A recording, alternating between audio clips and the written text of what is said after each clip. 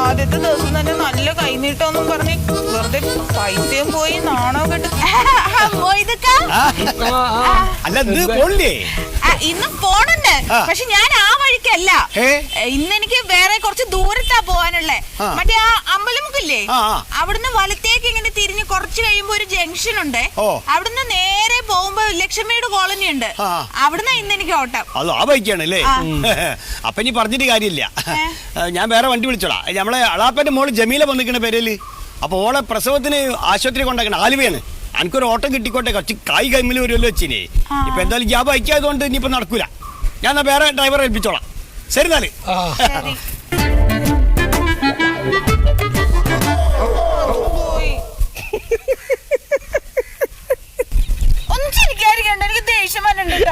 അമിതാഭ് ബച്ചൻ സാറിന്റെ വീട്ടിലാണ് ഞാൻ പിന്നീട് ഞാൻ ജോലിക്കുന്നത്. ഒരു മരുമോളുണ്ട്.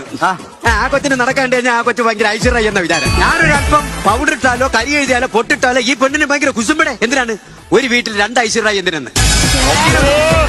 അത് മാത്രമല്ല, എനിക്ക് സങ്കടം വേറെ അഭിഷേക് ബച്ചന് എന്നെയും വെച്ച് ചില ഗോസിപ്പുകൾ അങ്ങനെ പറഞ്ഞുണ്ടാക്കി. ഞാൻ ആദ്യമായിട്ട് സാരി ഉടുത്തത് ഒരു ഉത്സവത്തിനാണ് രമേശേട്ടാ. അന്ന് എന്റെ സൈഡിൽ ഒരു ഇത്തിരി പോന്ന വയറ് കണ്ടതിന് എന്തൊക്കെ പ്രശ്നങ്ങളായിരുന്നു അവിടെ. അമ്മ പറഞ്ഞു, നിങ്ങൾക്ക് പിന്നൂത്താൻ പാടില്ലേ, നാട്ടുകാരുണ്ട് എന്തു പറയും, കുടുംബത്തിന്റെ പേര് കളയാൻ വേണ്ടിട്ടാണോ. എന്റെ പൊന്നൊക്കെ എനിക്ക് അറിയത്തില്ലായിരുന്നു എന്റെ കുടുംബത്തിന്റെ പേര് വയറ്റി എഴുതി വെച്ചേക്കുവാണ്. അത് കഴിഞ്ഞ് കല്യാണം കഴിഞ്ഞ് എനിക്ക് വിശേഷമായപ്പോഴത്തേക്കും എന്റെ അമ്മ വീട്ടിൽ പത്രോടാൻ പറഞ്ഞ ചെറുക്കനെ വരെ വിളിച്ചേക്കുന്നു, മഴയുടെ വയറ് കാണലിന് പറഞ്ഞേന്. ഇവനാണെങ്കിൽ ഒറ്റക്കാലി തുള്ളിക്കുന്നു, ഉത്സവത്തിനെ കാണാൻ പറ്റില്ല, ഇപ്പോഴെങ്കിലും ഒന്ന് കണ്ടേക്കാം.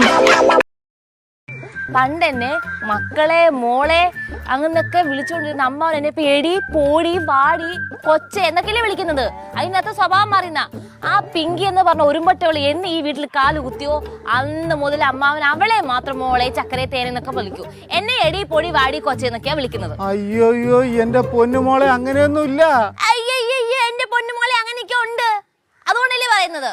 എടി ഞാൻ വന്നപ്പോഴെങ്ങനെ എടി മക്കളെ ജയൻ ഇനി എന്റെ അടുത്ത് ഒരു കുന്തോ സംസാരിക്കണം. അങ്ങനെ അല്ലടി,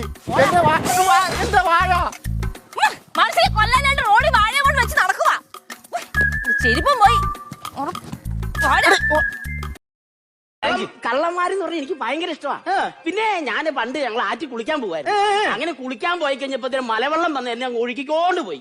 അപ്പൊ ഒരു കള്ളൻ തെങ്ങയിരുന്ന് തേങ്ങ കട്ടോണ്ടിരിക്കുക. അവൻ എന്നെ കണ്ടോണ്ട് എടുത്ത് ആടി പൊക്കി അങ്ങ് എടുത്തു.